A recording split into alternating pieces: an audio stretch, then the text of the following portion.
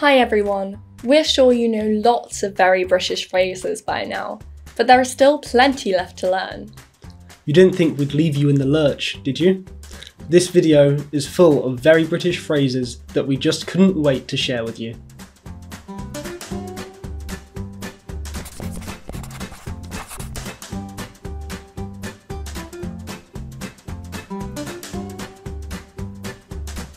Maybe you've already noticed our first phrase, left in the lurch.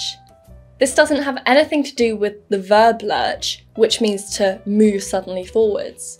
Instead, this phrase refers to someone who has been left in a difficult position without help, usually when someone promised that they would help.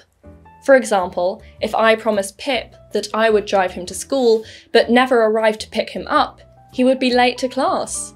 I would have left him in the lurch. We have to use our second phrase a lot in England. This phrase is, it's raining cats and dogs. Now, don't worry, cats and dogs aren't falling from the sky and landing on our heads. What this phrase actually means is that it's raining a lot, and heavily too. No one knows where this phrase comes from.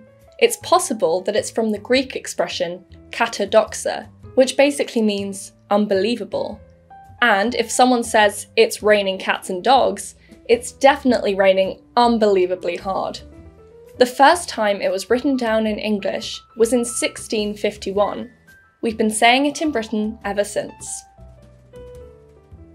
The third phrase we have for you is once in a blue moon. We say this when we want to show that something happens very rarely. For example, if you don't go to the cinema very often, you might say, I only go once in a blue moon. Have you ever seen a blue moon, Pip? I haven't. Nor have I. That's because, like the phrase suggests, it is very rare for the moon to actually look blue. It only really happens after a volcanic eruption, when there's lots of thick dust in the air. So when I say, I go to the cinema once in a blue moon, I might as well be saying, I only go to the cinema when the moon is blue. Almost never. If you've got a big test soon, this next phrase will be useful.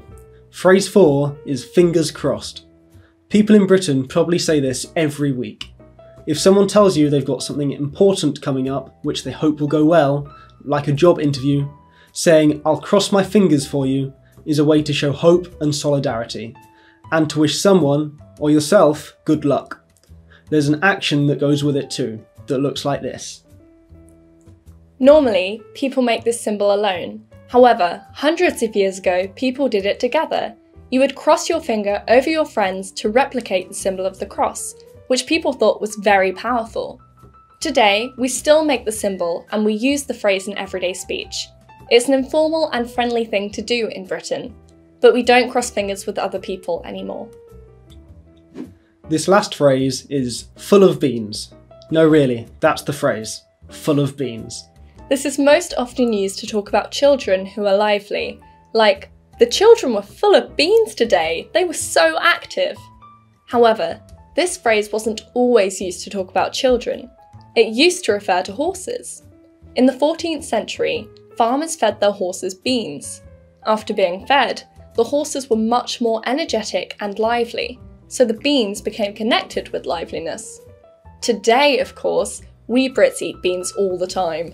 My dad always used to say to my brother, wow, I've never seen anyone so full of beans before breakfast.